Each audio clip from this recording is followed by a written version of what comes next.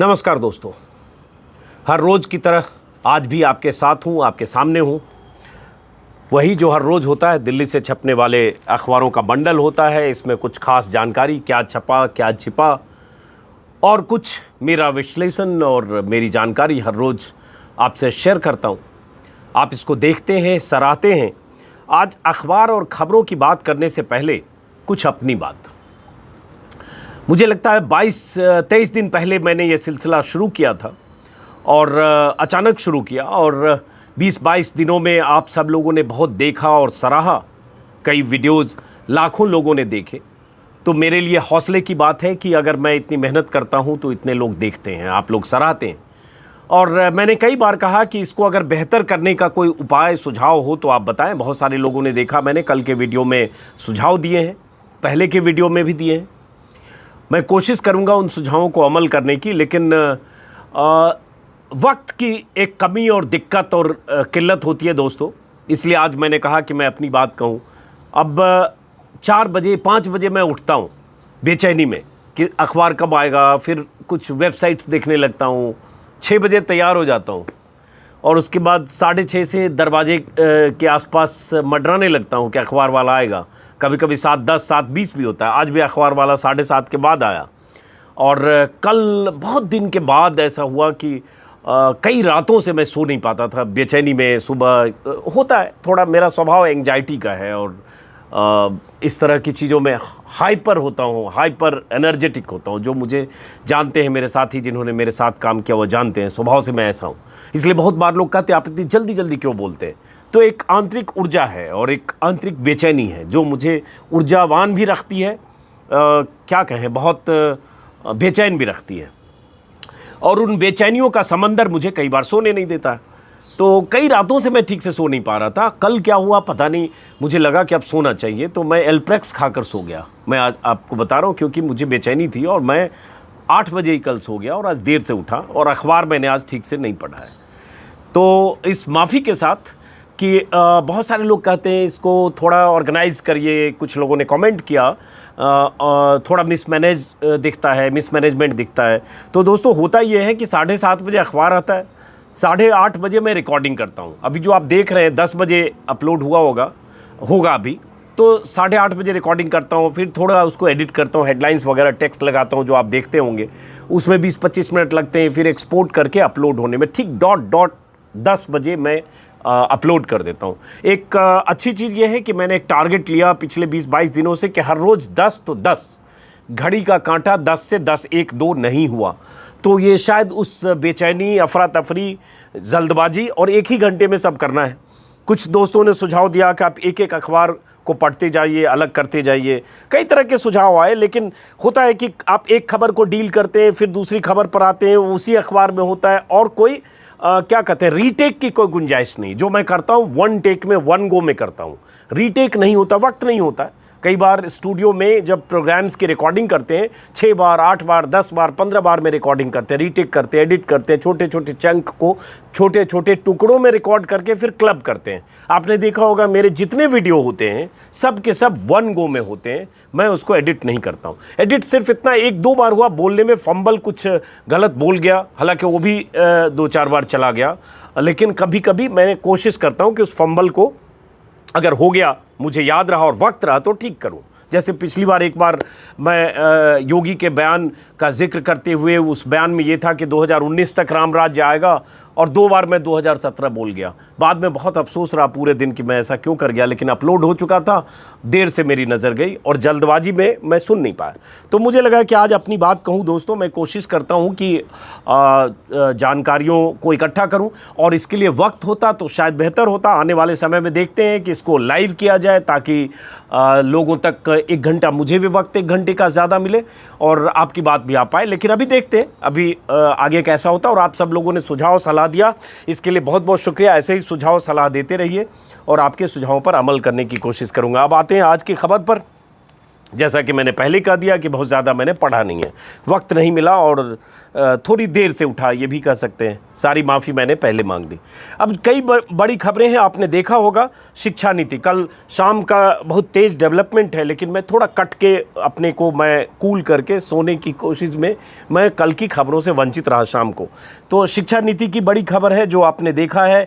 गहलोत को लेकर खबर है जो आपको पता होगा कि राज्यपाल ने 14 तारीख से सत्र पर सहमति जता दी है। शिक्षा नीति बहुत बड़ी खबर है, लेकिन मुझे पता है कि आप सबके घर में बच्चे हैं, सबकी इसमें दिलचस्पी है। या तो आप खुद स्टूडेंट हैं, छात्र हैं, या आप गार्जियन हैं, तो आपकी दिलचस्पी है, आप बहुत कुछ जानते होंगे। और मैं शिक्षा का कोई विशेषज्ञ नहीं हूँ, तो इसलिए अभी उसके बारे में मैं अपनी राय नहीं दे पाऊंगा। जब तक मुझे भी थोड़ा टाइम चाहिए, समझूंगा, लोगों से बातचीत करूंगा। मैंने पढ़ाई की 30, 32, 34 साल पहले। आज की दुनिया बहुत कुछ बदल चुकी है, तो बिना समझे कुछ बोलने से बेहतर है जो खबर है वो मैं बता दूंगा। आप में से बहुत लोग ऐसे होंगे जो मुझसे ज़्यादा जानते होंगे, तो आप अपने कॉमेंट में लिखेंगे, उसके बाद मैं दूसरा वीडियो बनाऊँगा। सुशांत को लेकर आपको पता होगा कि उसकी गर्लफ्रेंड ने सुप्रीम कोर्ट का दरवाज़ा खटखटाया, ये सब खबरें हैं। तो मैं शिक्षा नीति पर बाद में आता हूँ। सबसे पहले राज्यपाल वाली बात, चूँकि राज्यपाल वाली खबर मैं लगातार कई दिनों से आपसे बात कर रहा था, जो तनातनी की स्थिति थी राजस्थान में, और उसमें राज्यपाल ने अब 14 दिनों की 14 तारीख से राज्यपाल ने मंजूरी दे दी है। चौथे प्रस्ताव को स्वीकार किया राज्यपाल ने। तो एक बड़ी खबर ये कैसे है, बार बार मैं कहता रहा हूँ। अब इसमें मुद्दा ये है दोस्तों, जो हर बार मैंने कहा है, आज फिर कह रहा हूं कि एक राज्यपाल पहली बार हुआ है आज़ाद भारत में 70 साल में जिसने 3 बार कैबिनेट के प्रस्ताव को खारिज किया या वापस लौटाया, और सवालों की आड़ में, कोरोना की आड़ में, मैं कहूँगा उनकी बदनीयती थी, मैं कहूँगा केंद्र के इशारे पर थे, कहीं न कहीं वो उनकी डोर कहीं बंधी है, और ये हर बार बात होती है। और ऐसा इतिहास में राज्यपालों ने बहुत बार किया है, बहुत बार।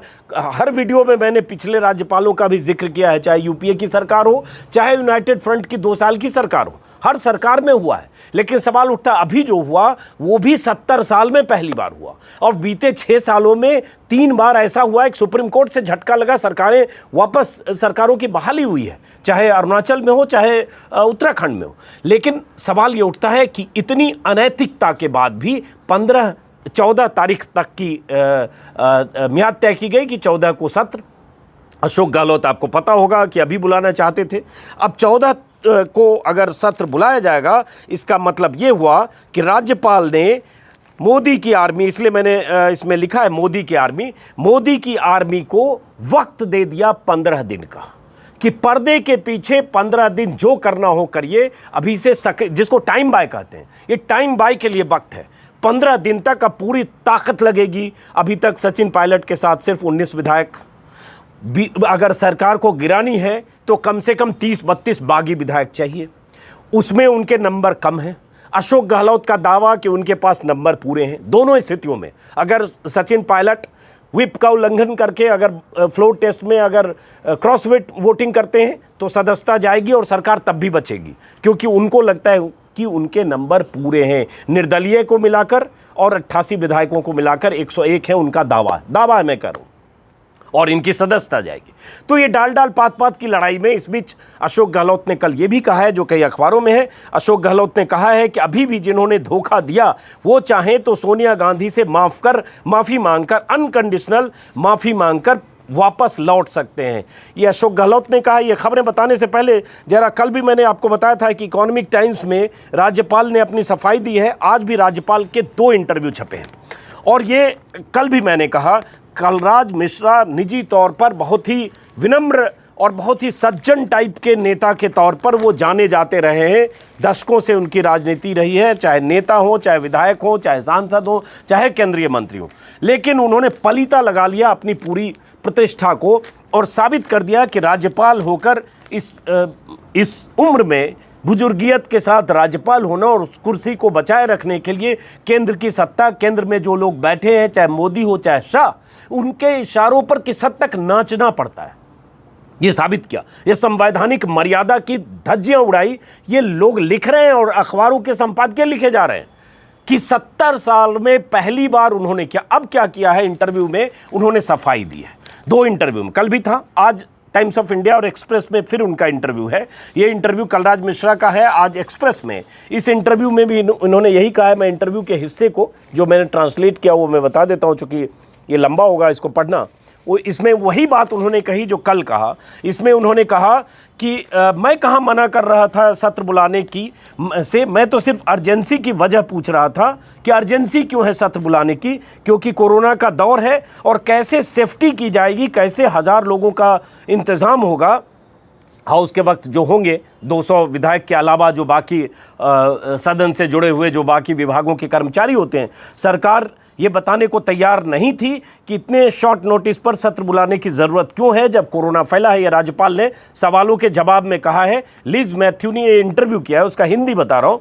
राज्यपाल ने, हालांकि कलराज मिश्रा ने माना है कि राज्यपाल बाध्य हैं कैबिनेट की सिफारिश मानने को, लेकिन वजह मैं जानना चाहता था। कैबिनेट से कोविड से निपटना सबकी जिम्मेदारी है, राज्य की भी, राज्यपाल की भी। और लेकिन सवाल ये उठता है, अगर सबकी जिम्मेदारी है कोविड से निपटने की और कोविड की इतनी चिंता है, तो मध्य प्रदेश में क्या हुआ था? एमपी में तो जिस समय दुनिया में कोविड दस्तक देकर अमेरिका में तबाही मचा रहा था, इटली से लेकर फ्रांस तक में तबाही मचा रहा था, इंग्लैंड में तबाही मचा रहा था, भारत में कोविड दस्तक दे चुका था और कोविड के केसेज मिलने शुरू हो गए थे। उस समय 20 दिन तक मध्य प्रदेश के विधायकों को ले जाकर पहले गुरुग्राम फिर बेंगलुरु में रखा गया और सरकार को गिराने की सारी साजिशें और खेल हुआ और वहां से विधायक इस्तीफे दे रहे थे और सारे बीजेपी के नेता उसमें शामिल थे। और वो तब तक लॉकडाउन और बाकी चीज़ें नहीं हुई जब तक एमपी में सरकार नहीं बनी। तब तो कोविड की चिंता नहीं थी, तब तो सरकार बनाने की चिंता थी कि सरकार बन जाए, उसके बाद देश कोविड का सामना करे और जनता कर्फ्यू हो चाहे लॉकडाउन हो। सबसे पहले सरकार उस वक्त, यही आरोप लगा और ये सच है। अगर ये नहीं होता तो कम से कम उस वक्त वो कोशिश नहीं होती। हुई आज क्या हो रहा है? आज आपको पता है राज्यपाल महोदय कि राजस्थान में बीते 3 हफ्तों से करीब सरकार का क्या हाल है, कैसे होटल में उनके विधायक बाड़ेबंदी में हैं, बाकी विधायक सचिन के कहाँ हैं, बाड़ेबंदी में हैं, मानेसर में हैं, सचिन कहाँ है किसी को नहीं पता। और ये सब हो रहा है कोविड के दौर में, जब सरकार को मुकाबला कोविड से करना चाहिए। राज्य में कोविड की मुश्किलें अभी ख़त्म नहीं हुई हैं और उसके बाद सरकार इस तरह से पंगु होकर अपनी कुर्सी बचाने में अशोक गहलोत लगे हैं। उसके लिए ज़रूरी क्या था? Floor test. आप फ्लोर टेस्ट का मौका दीजिए, जो बार बार कर रहे हैं। तीसरी बार प्रस्ताव वापस करके चौथी बार आपने कबूल किया 14 दिन बाद के लिए। 14 दिन फिर यही होगा, पर्दे के पीछे हॉर्स ट्रेडिंग, अपने नंबर बढ़ाने अपने नंबर घटाने की कोशिश।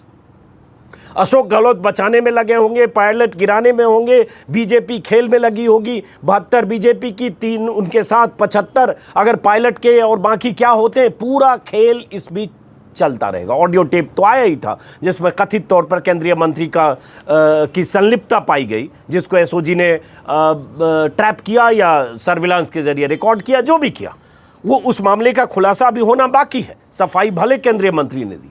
तो सवाल ये उठता है, कोविड की अगर इतनी चिंता है तो बहुमत फ्लोर पर होना चाहिए था।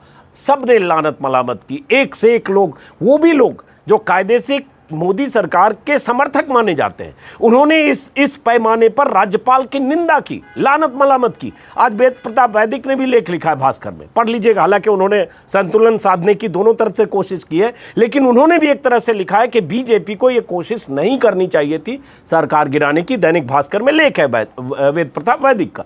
तमाम संपादकीय, कल भी 3 संपादकीय का जिक्र किया था आपको मैंने, भास्कर, टाइम्स ऑफ इंडिया और इंडियन एक्सप्रेस। सवाल उठता है कि आप अगर सिर्फ केंद्र के इशारे पर काम कर रहे हैं, इशारे पर नहीं, जैसे होता है ना गर्दन पर ये रखा है आप यही करिए। आपका विवेक, पता है कि राज्यपाल का विवेक होता है और विवेकाधिकार का इस्तेमाल राज्यपाल ऐसे मौकों पर विवेक की आड़ लेते हैं, लेकिन यहां विवेक की आड़ नहीं ले रहे। और अब मोदी आर्मी को, इसलिए मेरा थंबनेल है कि मोदी आर्मी के पास अब 15 दिन है। इस 15 दिन में तय होगा कि होना क्या है। अगर गहलोत ने सरकार बचा ली तो जिसको कहते हैं ना, जो जीता वो सिकंदर, पहली बार होगा 6 साल में कि कोई मुख्यमंत्री, वो भी कांग्रेस का, डिस्क्रेडिटेड पार्टी, जिसके पार्टी के मुखिया कोई पप्पू घोषित करने की तमाम कोशिशें लगातार होती रहती है। हालांकि फिर भी राहुल गांधी की तारीफ करनी पड़ेगी कि वो सवाल पूछते रहते हैं, इस हद तक कहते हैं मेरा करियर बर्बाद हो जाए लेकिन चीन पर पूछता रहूँगा।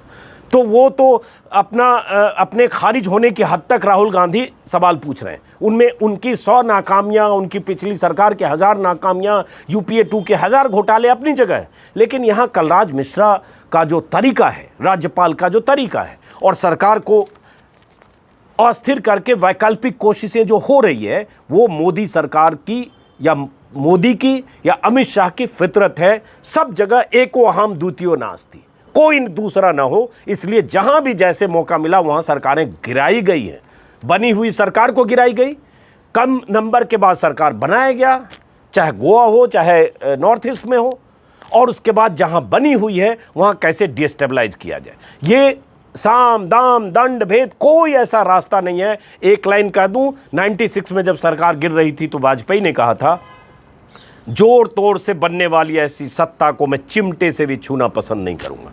और यहाँ चिमटा तो दूर की बात है, ये तो पता नहीं कैसे दबोच कर भी चाहते हैं कि जो सत्ता अगर हमारे हाथ में आ सकती है तो किसी को पैर पर क्या कहें, पैर हाथ पैर तोड़कर किसी को लंगड़ा बनाकर भी उसकी सत्ता हम हासिल कर लें। खैर, ये कलराज मिश्रा का यहाँ इंटरव्यू है जो इन्होंने कहा है। उसके बाद कलराज मिश्रा का दूसरा एक इंटरव्यू है, वो भी 2 लाइन बता दूं, उसके बाद शिक्षा नीति पर आता हूँ। ये इंटरव्यू है टाइम्स ऑफ इंडिया में, इसमें भी कलराज मिश्रा ने यही सब सफाई दी है। ये अब एक नए किस्म से इन्होंने कोशिश की है जिसको कहते हैं फेस सेविंग। फेस सेविंग, क्योंकि बहुत लानत मलामत हुई तो फेस सेविंग कर रहे हैं। ये कलराज मिश्रा का यहाँ इंटरव्यू है। CM Gehlot talk to trust vote in public but not in his cabinet note.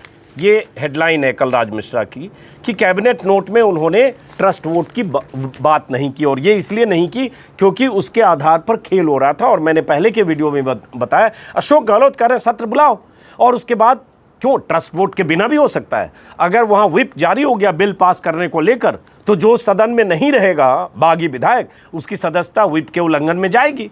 ये उनको हक है करने का, इस हक से राज्यपाल नहीं रोक सकते।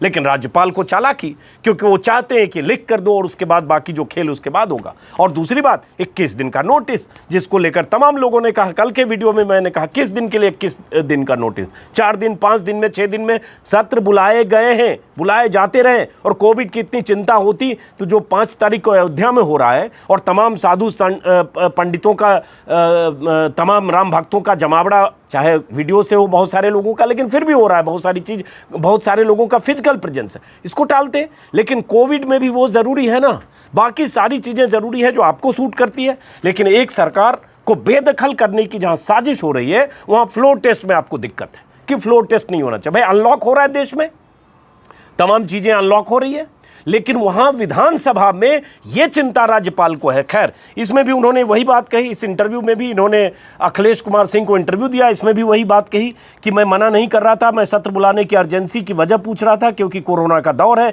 कैसे सेफ्टी की जाएगी, कैसे 1000 लोगों का इंतजाम होगा, ये हमें बताया जाए। राज्यपाल को ये चिंता थी, यही उन्होंने कहा।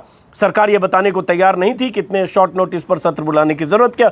हूबहू वही सारी बातें जो कल इकोनॉमिक टाइम्स में कहा, वो टाइम्स ऑफ इंडिया में कहा, वो इंडियन एक्सप्रेस में। ये फेस सेविंग है, फेस सेविंग है। और इसमें इन्होंने ये भी कहा, बताने की कोशिश की कि मेरी जिद रह गई। मैंने 21 दिन बोला था, प्रस्ताव का जो पहला डेट था वहाँ से अगर देखें 15 तारीख तक, 14 तारीख तक का, तो मेरा 21 दिन पूरा हो रहा है। तो मोटे तौर पर इन्होंने यही कहा। इसमें भी इन्होंने माना है कि राज्यपाल बाध्य हैं सिफारिश मानने को लेकर, लेकिन मैं वजह जानना चाहता था। ये सब इन्होंने इसमें भी टाइम्स ऑफ इंडिया में भी इन्होंने कहा है। और उसके बाद साथ में ये भी कहा है कि राज्यपाल पर किसी तरह का प्रेशर नहीं है, मैं किसी के दबाव में नहीं काम कर रहा हूँ। आज तक किसी ने नहीं कहा है कि दबाव में काम कर रहे हैं।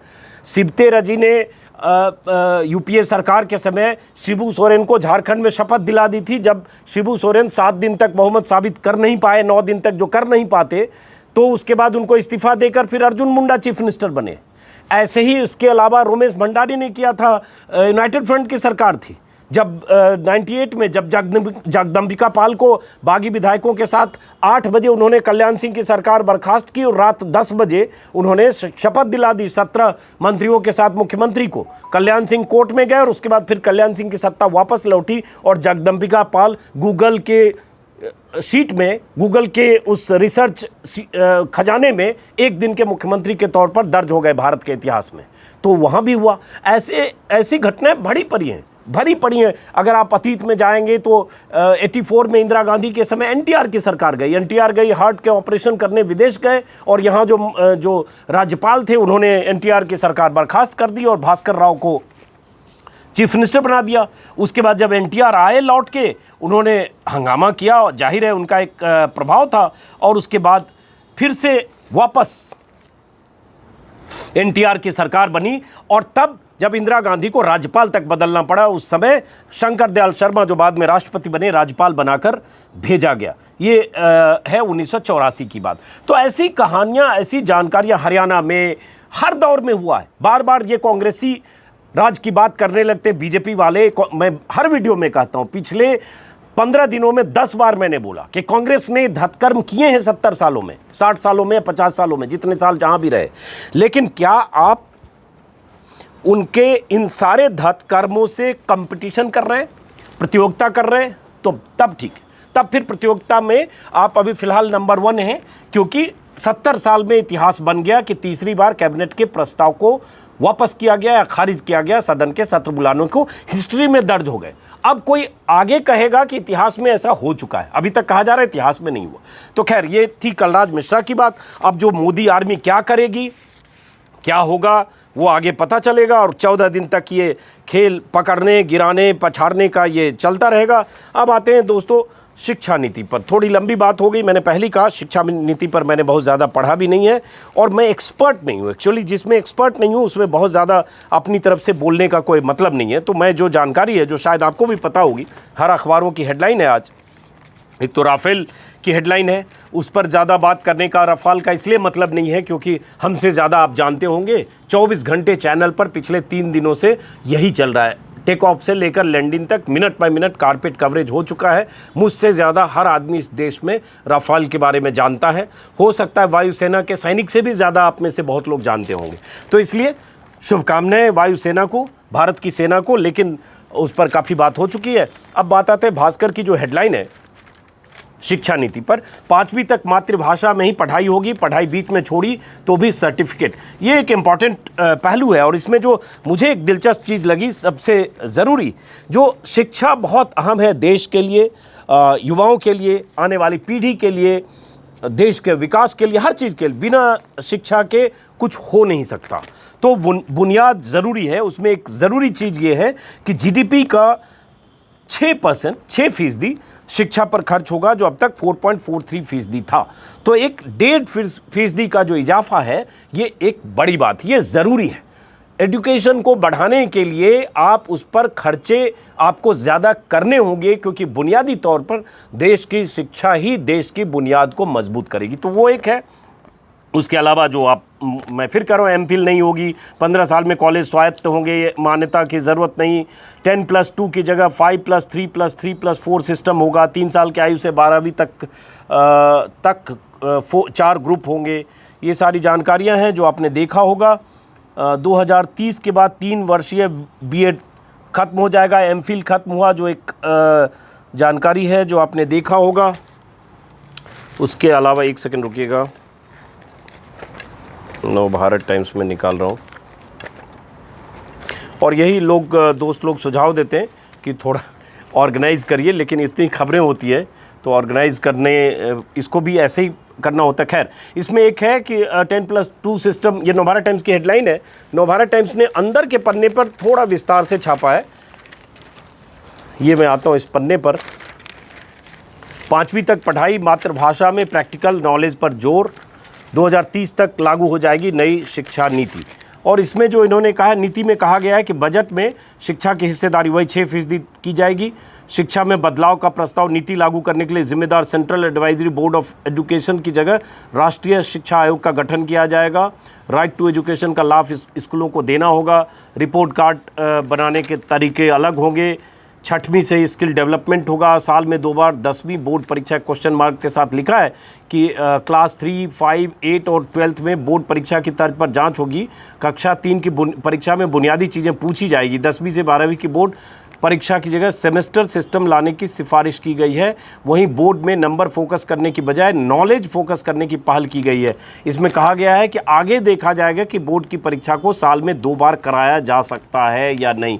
तो ये सारी जानकारी है। ओलंपियाड जैसी परीक्षा पर फोकस, किताबों में लोकल टच मिलेगा। एक ये बहुत ज़रूरी जो बातें की गई है, मातृ और स्थानीय भाषा में पढ़ाई, इसको लेकर थोड़े विवाद और कुछ सवाल हैं, उसको भी समझने के बाद ही मैं बोलूँगा। ट्विटर पर अभी देख रहा था, 5वीं से 8वीं तक मातृभाषा में ही पढ़ाई पर जोर होगा, प्राइवेट स्कूलों पर भी लागू होगा। इसके लिए स्थानीय भाषा में स्तरीय किताबें उपलब्ध कराने पर जोर दिया जाएगा। तीसरी कक्षा से स्टूडेंट को मातृभाषा के अलावा 2 और रीजनल लैंग्वेजेज, क्षेत्रीय भाषाएं भी पढ़ाने की सिफारिश की गई है। संस्कृत को इसमें बढ़ावा देने की बात है। इसके अलावा सेकेंडरी स्तर पर फ्रेंच, चाइनीज, जापानी, कोरियन आदि इंटरनेशनल भाषा के लिए खास कोर्स होंगे।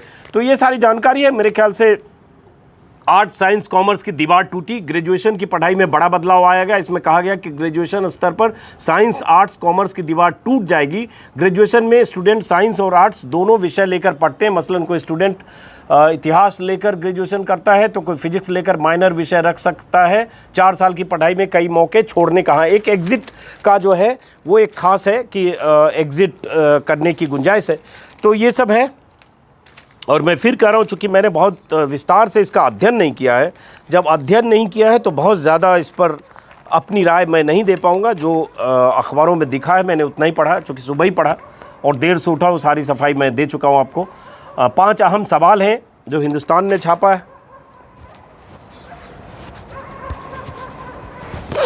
और पसीना साथ में है। 5 अहम सवाल हैं जो हिंदुस्तान ने छापा है। बोर्ड परीक्षाएं वार्षिक, सेमेस्टर और मॉड्यूलर आधारित होगी। उच्च शिक्षण संस्थानों में प्रवेश के लिए कॉमन एंट्रेंस का एग्ज़ाम का ऑफर दिया जाएगा। एमफिल को ख़त्म किया जाएगा, जो बता चुका। निजी और सार्वजनिक उच्च शिक्षण संस्थानों के लिए साझा नियम होंगे। मंत्रालय का नाम शिक्षा मंत्रालय हो गया है। पहले थी व्यवस्था, सरकारी स्कूलों में प्री स्कूलिंग नहीं थी। कक्षा 1 से 10 तक सामान्य पढ़ाई होती थी, कक्षा 11 से विषय चुन सकते थे। ये सारी खबर है। राफेल की खबर आप देख पढ़ चुके होंगे। इसके अलावा एक खबर मैंने देखी, हालांकि क्राइम की खबर है, लेकिन फिर भी लगा मैं आपको बताऊं। 2004 की एक क्राइम की घटना है, बहुत चर्चित। उस समय कई क्राइम के शोज़ बनते थे जिसका मैं प्रोड्यूस करता था। BAG फिल्म्स का मैं मैनेजिंग एडिटर था। तो उस दौर की एक घटना है, आज मैंने अखबार में देखी, मुझे लगा ये क्राइम की खबर है, ये भी आपको बताना चाहिए। इसमें क्राइम के साथ साथ ये कानूनी व्यवस्था का भी है कि कैसे एक पेरोल तोड़कर एक शख्स भागता है, हालांकि पकड़ा जाता है। 100 लोगों की हत्याएं करने वाला डॉक्टर डेथ दबोचा गया। अब ये दिलचस्प ये है कि ये शख्स जो था, ये इसका नाम डॉक्टर देवेंद्र शर्मा है, और ये BAMS जो आयुर्वेदिक और होम्योपैथिक टाइप की डिग्रियां होती है, वो झोला छाप डॉक्टर बहुत सारी ऐसी डिग्री लेके घूमते हैं, फर्जी भी होती है।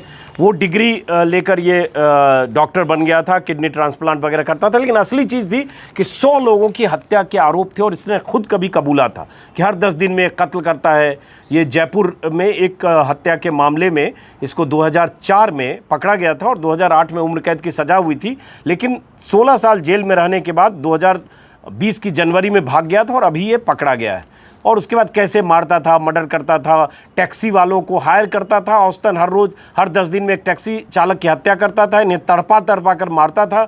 इसने जिन टैक्सी चालकों की हत्या की, सब एक ही तरीके से की गई थी। हालांकि गुरुग्राम पुलिस के रिकॉर्ड में सिर्फ 20 हत्याओं का जिक्र है, बाकी हत्याओं का पुलिस के पास सबूत नहीं था। इसने कबूल की थी। परिस्थितिजन्य साक्ष्यों के आधार पर एक ही हत्या में उम्र कैद हुई है और ये पकड़ा गया और पेरोल जंप करके ये फरार हो गया था।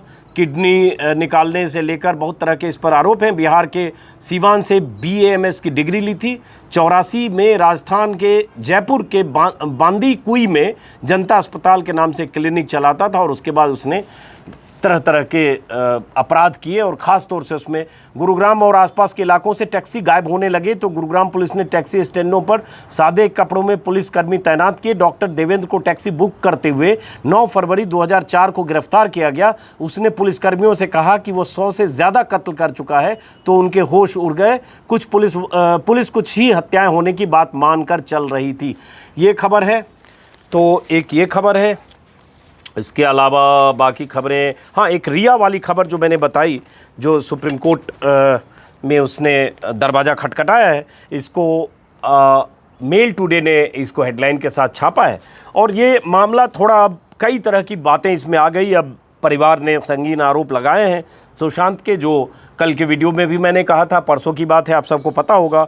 अब रिया ने कहा है कि इस मामले को पटना से मुंबई शिफ्ट किया जाए, क्योंकि उसके अपने तर्क लॉजिक हैं। परिवार वालों का उसको लेकर बार बार आरोप है कि कैसे उसने टॉर्चर किया या इस मानसिक बीमारी की अवस्था में पहुंचा दिया, उसके 15 करोड़ उसके अकाउंट से निकाल लिए गए, ये सारे आरोप हैं। हालांकि रिया ने भी एक समय में सीबीआई से मांग की थी जांच की, और ट्विटर पर उसने सीधे अमित शाह को लिखा था कि इस मामले में सीबीआई की जांच की जाए।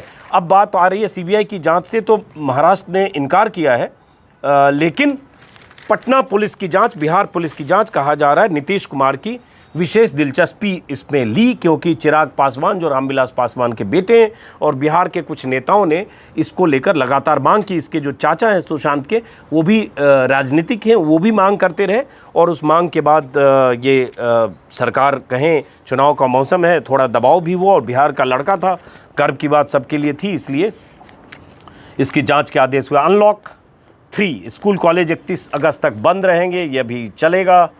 तो एक ये है, अयोध्या को लेकर बहुत सारी खबरें हैं। एक वीडियो मैं बनाऊंगा दोस्तों, आज ही देखता हूँ, आज या कल, कि अयोध्या को लेकर कैसे 1992 से अगर बात करें, कैसे अयोध्या में वो ढांचा गिरा, उसके पहले कैसे माहौल बना, कैसे आडवाणी ने रथ यात्रा निकाली, कैसे बिहार में लालू यादव ने आडवाणी को गिरफ्तार किया या रोका, और उसके बाद भी आंदोलन चलता रहा, और कैसे कल्याण सिंह के राज में ढांचा गिरा, और कैसे कल्याण सिंह ने सुप्रीम कोर्ट में हलफनामा देकर ढांचे की हिफाजत की गारंटी ली थी। नरसिंह राव की क्या भूमिका थी, सारे बीजेपी नेताओं की भूमिका, और उसके बाद अब जो अदालत में इनकी गवाही हो रही है या इनके बयान दर्ज हो रहे हैं सीबीआई की कोर्ट में, सुप्रीम कोर्ट के निर्देश के बाद, उस कोर्ट में कैसे सब एक एक करके मुकर रहे हैं। वो सारे जांबाज वीर योद्धा, राम जन्मभूमि के योद्धा, कल्याण सिंह से लेकर जोशी से लेकर आडवाणी तक बुजुर्ग हो चुके हैं, सब 80 पार हैं सब, लेकिन उस समय किया धरा को कैसे आज इनकार कर रहे। कल्याण सिंह मुख्यमंत्री थे, मुरली मनोहर जोशी, उमा भारती से लेकर आडवाणी मौके पर मौजूद थे, अशोक सिंघल तो अब इस दुनिया में नहीं है, सब लोग आज कैसे मुकर रहे हैं और तब उनकी क्या भूमिका थी। तो मैं एक वीडियो अलग से इस पर बनाऊंगा दोस्तों, ताकि समझ में आए, जानकारी मिले। चूँकि राम जन्मभूमि का मुद्दा अभी वहाँ, राम जन्मभूमि का मुद्दा क्या, ढांचे का मुद्दा तो ख़त्म हो गया, अब वहाँ मंदिर बन रहा है, और मंदिर को लेकर अखबारों में बहुत सारी खबरें हैं, जैसे अमर उजाला और जागरण में लगातार खबरें दिख रही है, तो इन खबरों पर भी बात करूँगा। और फिलहाल आज का ये वीडियो थोड़ा संक्षिप्त, जैसा कि मैंने, हाँ, एक बिहार में है कोरोना के 2328 नए केस, आंकड़ा 45,000 पार। बिहार को लेकर चिंता की तस्वीरें लगातार हैं, और हर वीडियो में मैंने कहा है, और बिहार में अलग अलग ज़िले में तबाही की स्थिति है, अस्पतालों का बुरा हाल है, और किसी भी ज़िले में, पटना में ही, राजधानी में, एम्स से लेकर एनएमसीएच, पीएमसीएच, जो वहाँ के प्रीमियर मेडिकल इंस्टीट्यूट हैं, सब जगह बुरा हाल है। मरीजों का, ऑक्सीजन के लिए तरसते मरीजों की तस्वीरें हॉस्पिटल के गेट के बाहर से आ रही हैं। ज़िले के अस्पतालों की तो भूल ही जाइए, कहीं प्रॉपर जांच नहीं हो रहा है, कहीं टेस्टिंग का इंतज़ाम नहीं है, अगर कोई बीमार है तो दम तोड़ता है। पटना में हो चुका है डॉक्टर की पत्नी की मौत, डॉक्टर की मौत, और तो और एक बिहार सरकार के अधिकारी रह चुके सज्जन, क्या कहें, किस बुरी हालत में उनकी मौत हुई, क्योंकि प्रॉपर इलाज नहीं मिल पाया। तो ये खबरें लगातार आ रही है। बाढ़ की तो है ही, रोज़ बात कर रहा हूँ, गंडक, बागमती, कोसी और बूढ़ी गंडक ने पकड़ी रफ्तार, तो ये सब खबरें हैं। फिर राज्यपाल का इसमें भी इंटरव्यू है, मैंने कभी मना नहीं किया, नियम के अनुसार तारीख मांगी, मंजूरी दे दी। ये है भास्कर, और उन पर आरोप है कि आप भाजपा के इशारे पर काम कर रहे हैं, ये सब तो है ही। और एक मैंने लेख का जिक्र किया कि राजस्थान में सत्र बुलाकर तुरंत शक्ति परीक्षण कराना ज़रूरी, जो वेद प्रताप वैदिक ने लिखा है, इसी में एक संपादकीय है, संवैधानिक संस्थाओं में इतना द्वंद्व क्यों। और द्वंद्व के जिक्र में तमाम संस्थाओं में जो हाल के दिनों में टकराव हो रहे हैं, सुप्रीम कोर्ट से लेकर राज्यपाल, केंद्र, इन सब का जिक्र है, और उसके बाद सबकी भूमिका का जिक्र है। ये है, तो इस वीडियो को आपकी परमिशन से मैं ख़त्म करूं।